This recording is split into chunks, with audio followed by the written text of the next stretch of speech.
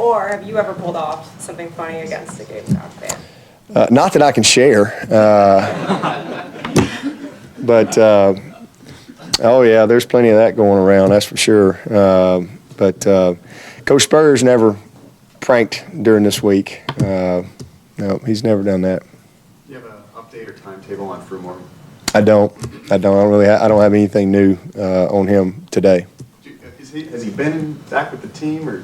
Well, he's engaged in what we're asking him to do and what he needs to do, and he actually came to practice last week, and it was great to see him there. So hopefully we'll see him at some point this week. But this is a little different week as far as his school time and opportunity to be with his family. Are you practicing?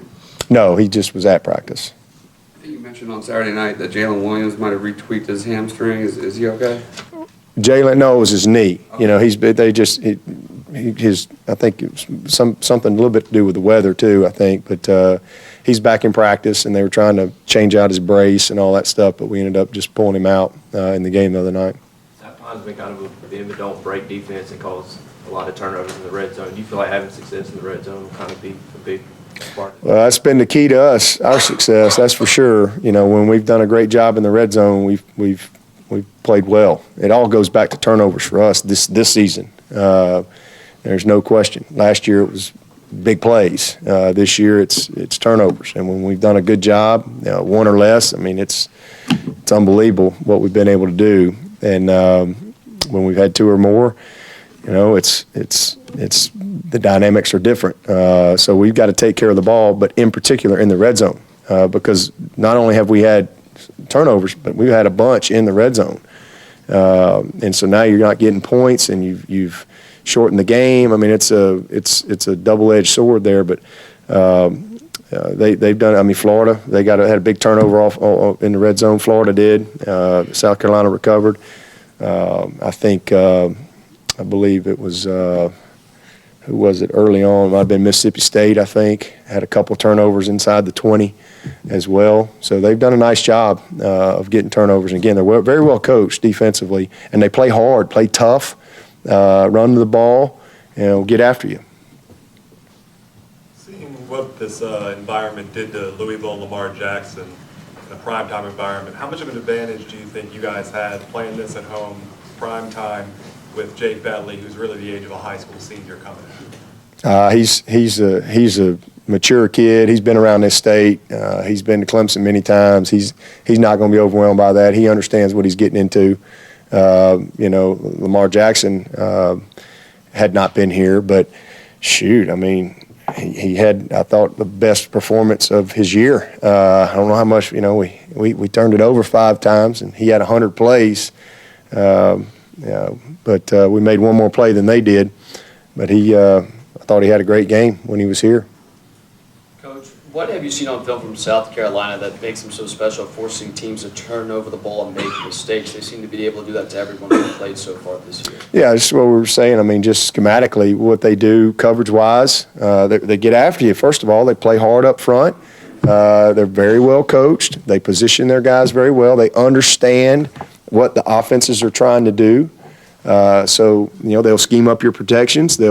They do a great job of route reading, and if you got tendencies, they're going to know them. And they position them well, and they mix their coverages. Again, they're not just a one-trick pony. They're going to change it up as far as technique of the corners, depths of the corners. Whether if they're going to be a one safety team, there's different ways to be a one safety team, and how you get to it. So they had their backers do a good job. They had a big pick in the red zone against one of the teams. I get them all mixed up in my head watching the tape, but they understand, what they're doing, and again, very well coached. Can it force players to overthink maybe a little bit, like be careful because these guys know how to force a turnover? I just think, that's what we have to do too. We've got to be well coached, and we got to be well prepared, and we've got to understand what they're trying to do, and study them, break them down, and at the end of the day, we have answers built into what we're trying to do. So we have to execute well. We got to execute at a high level, and you got to win your matchups, so that you can play in rhythm and not have to, scramble around and be scattered. and get yourself, if you get behind the chains and things like that, you're playing on a long field, that's a big advantage for them. Tony Elliott said yesterday that Ben Boulware is a guy who makes sure that everybody knows how much this rivalry game means. Is that something that stands out, how much he cares about this game? Yeah, I think we got several guys. They all know, especially these seniors. They've been around here, and they all understand. We've got a bunch of kids on this team. Ben, Jadar, Cordray, Mike Williams. A lot of these guys, they understand how important this game is. They really all do, even if they're not from this state, because they live it. Even if you win it, you live that too. And that's a lot better option, I can assure you. Tony Elliott mentioned the other day, too, that that weight gain maybe gave the run game a jumping-off point that you can move forward with. Do you think that that's something that you want to see more of, with the way you dominated the run game like that this week? Yeah, I mean, we want to run the ball every week. Against Pitt, it wasn't an option. That's why we threw for 580. I know everybody wants to think we're just going to line up and run against, 9-man fronts. We haven't seen anybody play us like Pitt played us. But at 630 yards, 580 yards passing, 70% completion. It was all built into the run game. Okay, we're going to take what you give us, and we were very effective. We had a couple of turnovers, and we didn't play well on defense, and we got beat. But we wanted to run the ball a lot more, but we're not going to beat our head against the wall. The style of play this week, totally different, completely different. They were going to try to run the ball on offense and shorten the game and play very soft on defense and not give up big plays and force you to see if you could put drives together. So you still got to be able to do it. You still got to be able to win those matchups, and that's what I was so encouraged about last week was we did a great job on our double teams, did a much better job of getting our back to the second level. I thought Wayne did a great job of winning his matchups, because when we do get you to that second level and they're reacting and spinning people down, you still got to beat a guy. And he did a great job of winning his one-on-one matchups. I thought Deshaun did a great job from a decision-making standpoint in the run game.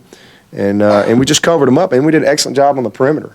Guys like Mike Williams, he did an outstanding job blocking on the perimeter. Leggett did a good job out on the perimeter. But it all goes together. But we were very patient.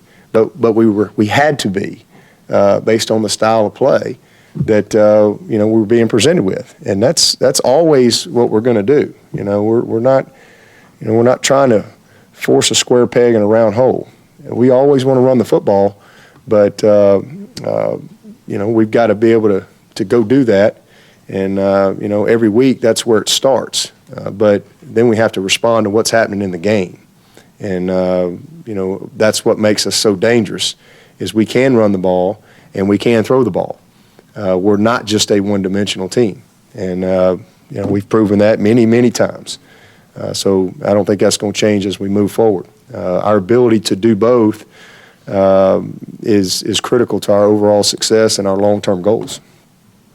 Coach, while you have this relationship with Coach Muschamp, first time you're facing off as head coaches, what will it be like to see him on the other sideline, and what's the potential for you two moving forward through the years in this rivalry? It won't be any different than any other game, you always see the head coach, and it's I guess a little different in that this is our first matchup, his first time to be a part of this game. But again, Will and I both understand we got a job to do, have a healthy respect for one another, and he's worried about his team, I'm worried about my team. We'll visit and chit chat like we do with all head coaches. Occasionally, every now and then, you'll have one that won't come talk to you, but I think he will. So we'll visit a little bit, and then we'll move on to the game. That's really it. Anybody got anything else? Thank you, Coach. All right, guys. Happy Thanksgiving.